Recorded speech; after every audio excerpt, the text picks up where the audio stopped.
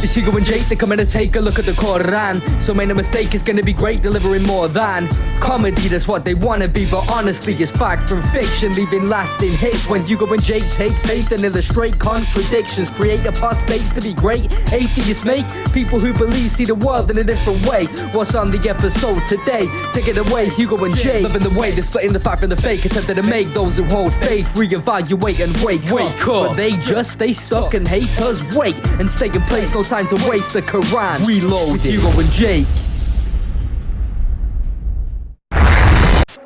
Hello everyone, I'm Hugo. I'm Jake.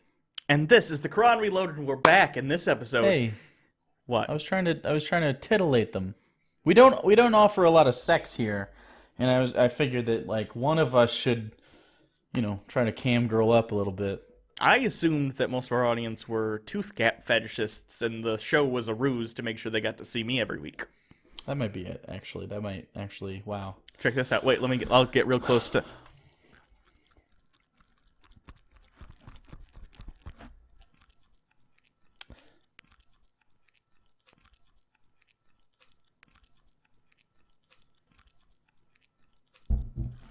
Anyway, today we're going to talk about Jesus. So... We've mentioned before that Jesus is actually mentioned quite a few times in the Quran, and this is one of those times. I think we're going to get to it today. In fact, because I said that, we probably need to, otherwise this is super disappointing. Okay, we'll force the issue. We will force the issue. And in this episode, we're going to talk about why Muslims think Jesus wasn't crucified.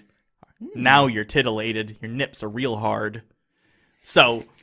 Yeah, anti-crucifixion stories really get me going. So, without further ado, let's continue reading in the 4th surah, verse 145. You can imagine how little I get off. He gets off so little, it's more like he gets on. That's not a joke. That's... What if you had a laugh track? Would that help? Then you're just Dane Cook. The hypocrites will be in the lowest level of the fire, and you will find no helper for them. I didn't know there was levels of the fire, meaning the hellfire. Like Hitler is like mid-level, and then the hypocrites go to the bottom. Yeah, as long as Hitler was a really sincere guy when he was talking about killing the Jews, he's fine. Not as bad as the hypocrites. I mean, as long as there are guidelines, that's what matters, I guess. Except those who repent and reform and hold fast to God and dedicate their religion to God alone.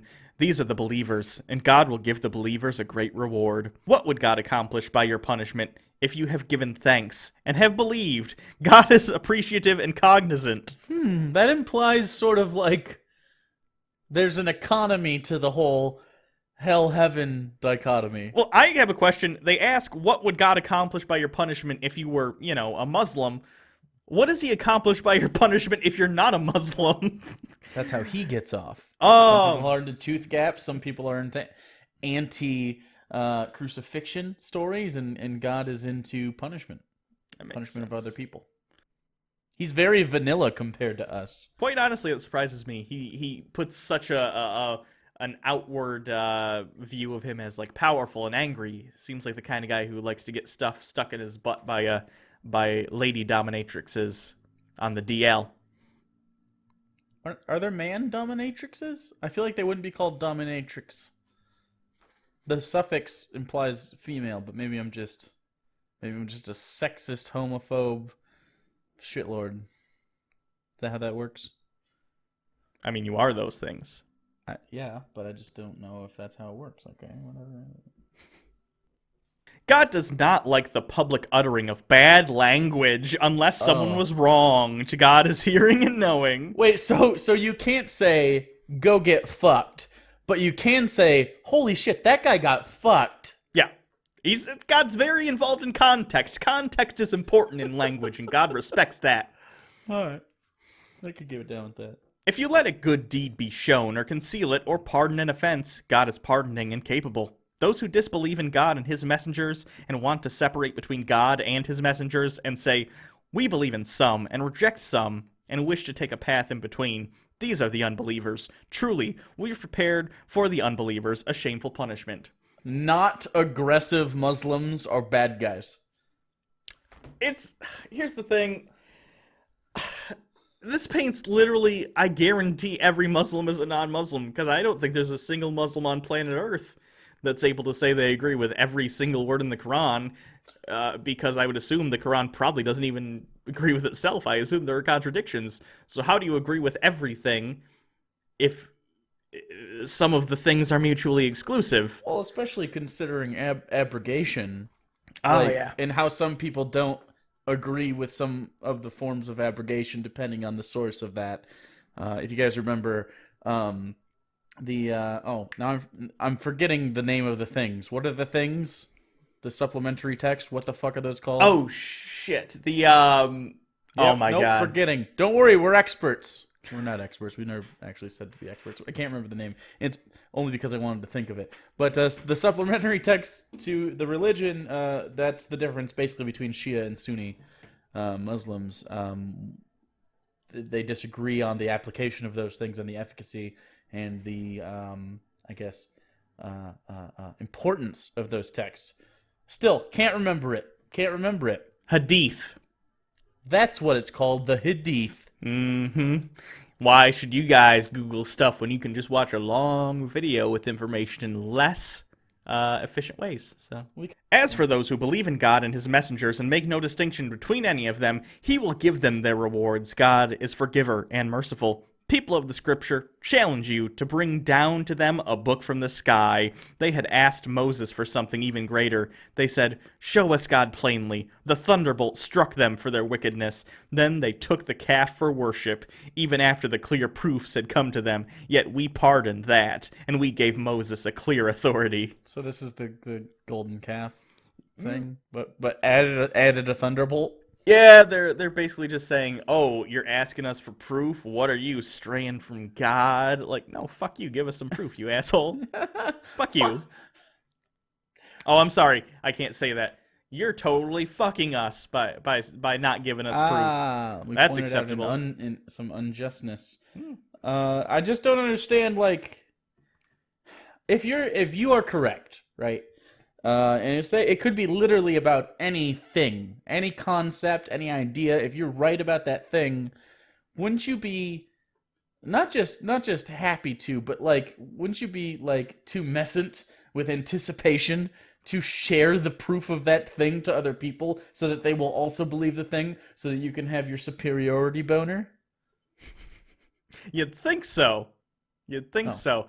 Maybe those scientists with all their evidence and tests are onto something. That's why they do it, for the superiority boners. Even the ladies, they get themselves a nice big wetty and they just go after it. And we raised the mount above them in accordance with their covenant, and we said to them, "Enter the gate humbly." And we said to them, "Do not violate the Sabbath." And we received from them a solemn pledge. But for their violation of their covenant and their denial of God's revelations, and their killing of the prophet unjustly, and their saying, "Our minds are closed," in fact, God has sealed them for their disbelief, so they do not believe, except a few.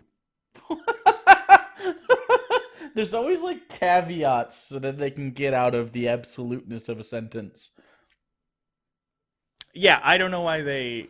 I mean, I guess I know why. And so in any situation, if you go to the imam and they say, "Well, what about this situation?" Then you go, "Well, it says here, except for some." Kind of, yeah.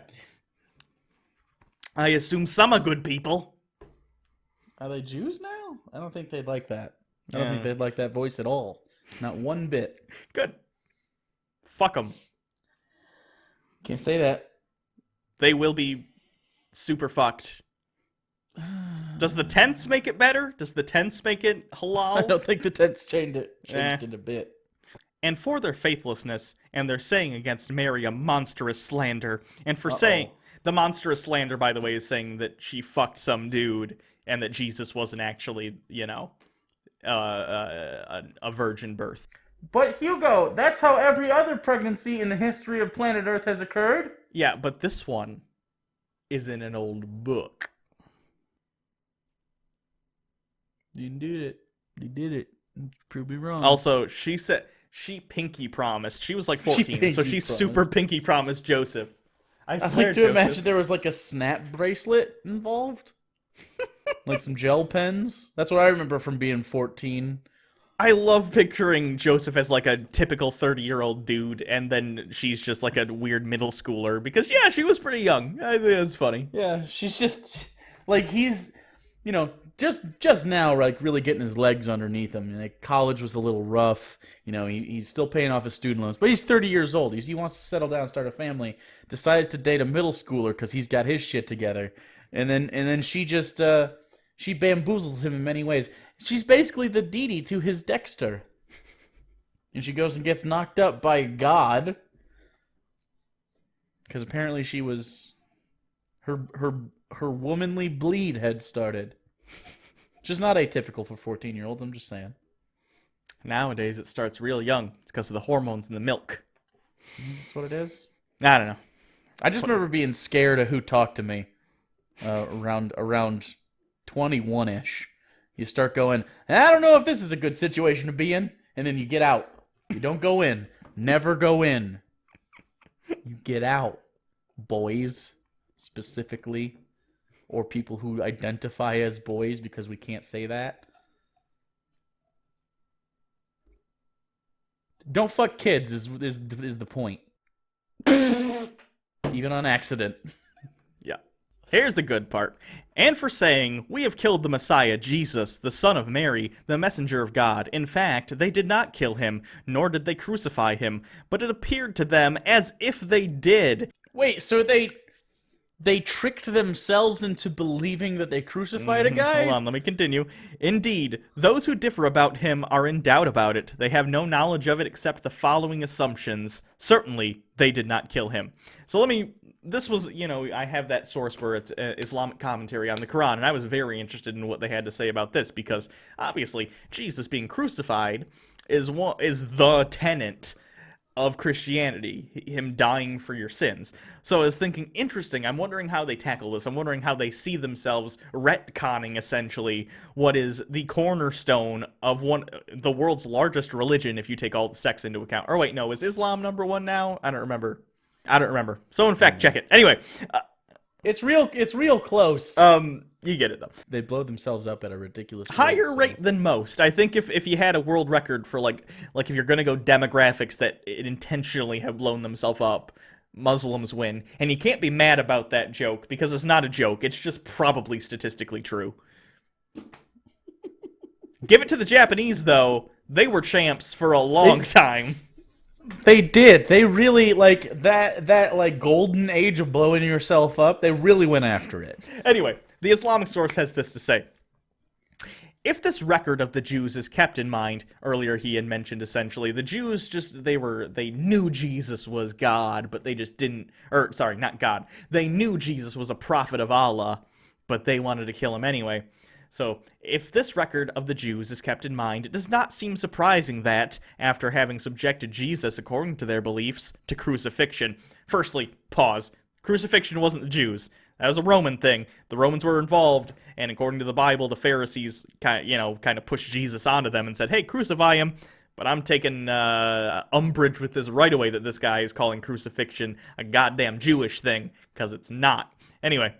They may have been overcome by jubilation in a fit of self-congratulation, might have boastfully exclaimed, and there's quotes around this despite this not being a real quote. It's a straw man quote he made up about imaginary happy Jews about Jesus' death. Yes, we have put a prophet of God to death. Is that I can't imagine a bunch of Hasidic Jews dancing around the corpse of a fellow Jew and being like, we got one. I don't understand the impulse to want to apply malicious motives to others where it could just simply be a difference of how you're seeing things.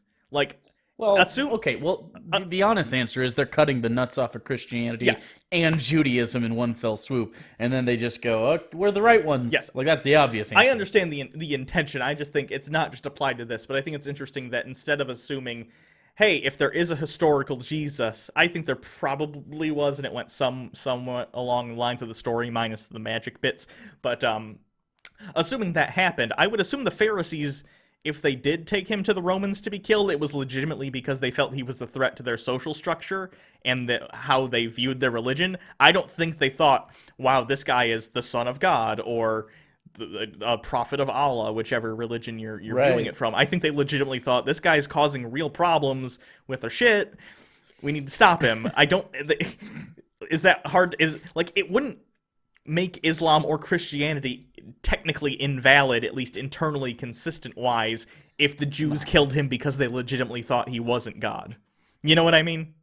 I like to think the point where they really, like, the Jews really turned on him was when he flipped the table of money over for the money changers. He's like, nah, fuck that. And all the Jews went around stereotypically like, okay, this guy is not good for investments. This is just not going to work out.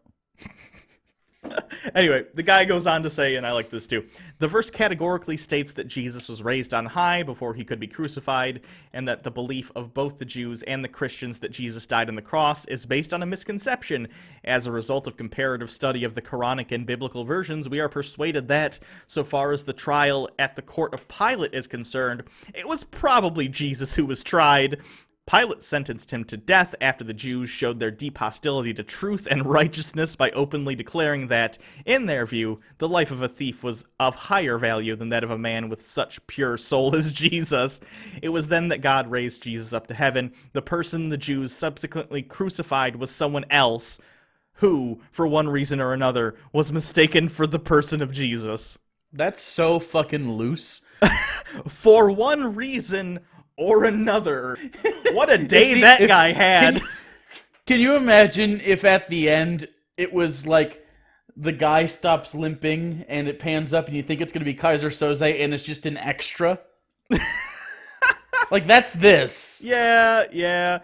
I love that. I love that they're like, it was just some guy who looked like Jesus. Like, what do you mean it was just some... That's an amazing idea for a movie. What a fucking strange death that guy would have. Well, the guy, from the perspective of the guy that actually got Yeah, if that were true. Because there was one with Willem Dafoe, right, where he didn't get crucified? The Last Temptation remember. of Christ. I haven't seen the whole movie. I've only seen bits. I don't know how it ends. But Same. basically, I don't know how it ends. But... No, he doesn't get crucified, I don't think. Again, I haven't seen the beginning either, so I don't know the explanation. But he leaves and then comes back and finds the disciples have started Christianity, basically, and he's like, you can't do this. I didn't say any of these things. They're like, listen, Jesus, fuck off.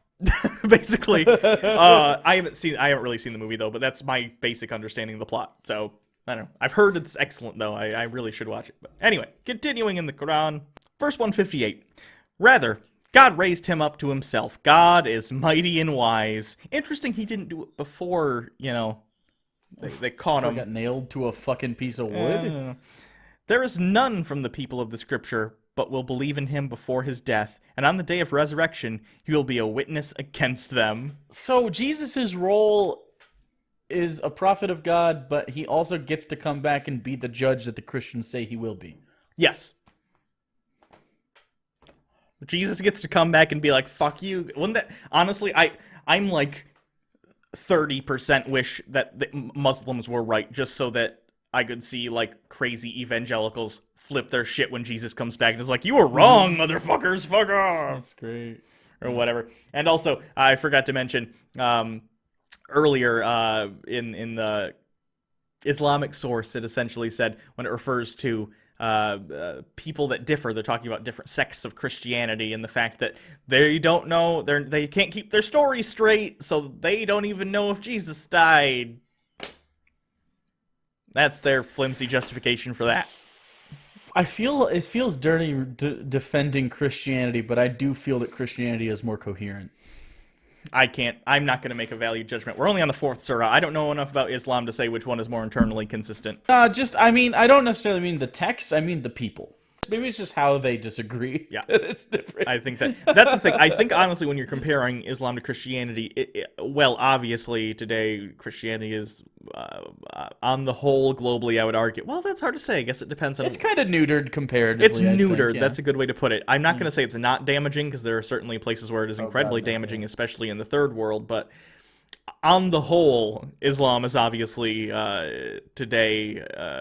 just a source of intense conflict and violence. But the thing is, I also consider Christianity had a lot longer, and it came out of, I know it came out of the Middle East, but modern Christianity as we know it grew out of sort of Western societies with different values. It was different. European. Yeah. I mean, like Christianity is a European religion.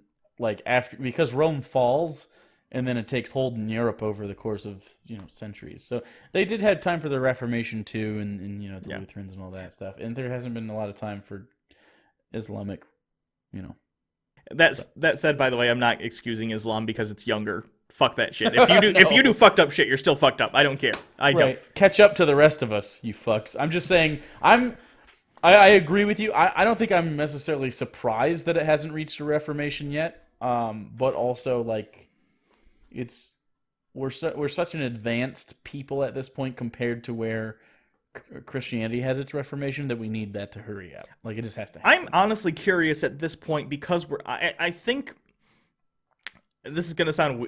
This is based on nothing. I'm sure anyone who has any actual like collegiate level knowledge about this is gonna be like, this guy's a fucking idiot. I'm curious how modern technology and how connected we are in the world would affect how a Reformation would take hold in a religion as large as Islam. Because I think the Reformation happened in Europe, and it happened largely due to the Catholic Church's stranglehold on the religion and the people, and how they were doing things, and all the corruption and stuff. That had a central power figure to rally against, if that makes sense. I do know what you're saying. You kind of need a bad guy to be the bad guy, otherwise it's hard to maintain focus on what you dislike in order to change the thing. Right. So, like, you could say, like, oh, I don't like that we throw gays off buildings, but, like, a lot of people are either forced to say they agree with it or actually do. Sure. And so you can't get, like, honest opinions out of the Muslim community and I don't mean here, I don't mean Western Muslims, I mean in Muslim countries, like Saudi Arabia, for instance. You just don't get it because they're both indoctrinated to a level that I don't think anyone in the West actually experiences. Even the deepest Christians, I feel like you just have access to so much freedom of speech and free thought that even if you strongly disagree and you're like holding signs up over gay funerals, you're still exposed to people that disagree with you. They're not over there, really. And if they are, it's on Twitter or something, and we're the evil Westerners, and we're a caricature. You know what I mean? So, it's easy to expect something on paper to change. It's not easy for it in real life to change. And that sucks, because I feel like we're going to get to a point with the Middle East, and specifically the Muslim countries in the Middle East, where we just are going to have to be like, okay, you're cut the fuck off. We're North Koreaing you. Do your own thing until it works itself out, and then you can join the rest of the world. And I feel like that's a humanitarian nightmare, but it's also like we got to save the people that want to work on this planet together at the same time. So it's like, yeah, I don't know. That's gonna give I feel like that's the solution, and that sucks that that's the solution. I don't know. I wish it wasn't the solution. I don't know. Well, other than an internal reformation, there's nothing. Yeah. Like, they can change that, or we can wait it out. Those are the two options, really. Here's what I don't think blowing them up is an option. Believe it or not, well, I wish just religion in general wasn't a thing. It is. It's always going to be in my lifetime. Maybe it's always going to be as long as people exist. I don't know. I still have hope that the people that are religious in Islam, the younger generation that's coming up and has access to more information and more open knowledge about the world and other belief systems, whether it be Christianity, actually talking maybe to some Jewish people and learning, oh my God, they're not monsters, talking to atheists, talking to other, you know what I mean? I think there's more opportunity there because of the connectivity that it could allow, people to learn new views and not be so hardline about their religion. I think the extreme conservative Islamist will decline over our lifetime for sure, but they're not going to be gone. And even if religion is gone, as far as like supernatural beliefs and things, ideologies will always be a thing. And because we're tribalistic by nature, and it's just like until we're no longer recognizably human, like, and that's how far we've evolved, and you wouldn't even really recognize us. I don't think we're going to lose that trait, because it's just so easy to fall into, and everyone does it. Like, even simple innocuous shit like I'm a fan of the Lions, and when the Lions play the Green Bay Packers, I hate the Packers for no reason other than the color of their jersey. It means nothing, really. But that it just tribally we focus on things, and I know that sounds silly, but it's not. That's exactly how it works. Tribalism is how we become fans of things like this show and not another show. You know what I mean? It's like we want to feel like a part of a group, and it's just they agree with me. I like their sense of humor. They're like me. And whether it's us or someone that's actually talented, it doesn't really matter. You know what I'm saying? Like, so we're always going to fall into these groups. We were way too intelligent for too long. Yeah, I guess that's it. This episode went all right. I'm okay with this episode. I hope you all enjoyed it. I like that you've assessed this episode. Yeah. B minus. Yeah. I'll go B. Ooh. So, you guys follow us on Twitter at Bible Reloaded. You follow Hugo at Hugo Reloaded. You can also subscribe to this channel and our other ones. We have TBR as well. If you're here and you're not on TBR, that's a weird thing, but you should subscribe over there. It's a good time. We do the Bible. Like, come on. Donate to our Patreon campaign if you want to help support the show. Actually, I noticed, if you guys aren't aware of the whole YouTube ad thing that's going on right now, more controversial stuff isn't getting ads. And if you don't know, we do this for a living. This in the Bible Reloaded. Actually, I haven't clicked on the Quran Reloaded in a week or so just because we hadn't put a video up. And we have about 3 demonetized videos now. So if you want if you want to help support this show and continue it, please consider donating even like $1 or less than $1. It doesn't even have to be $1 on Patreon. We'd really appreciate it. If not, we get it though. It's cool. So yeah, it's cool. Also, we're launching a website, so stuff that's demonetized and stuff will probably be anything that's demonetized will be uploading to maybe VidMe or Vimeo or one of those other ones, Dailymotion something, and then hosting them on the website that you guys can still see. So don't worry, content will still be out, and we'll still be getting paid eventually by ads, and not specifically through the forced PBS model. So until next time, I'm Hugo. Jake. Clever end button.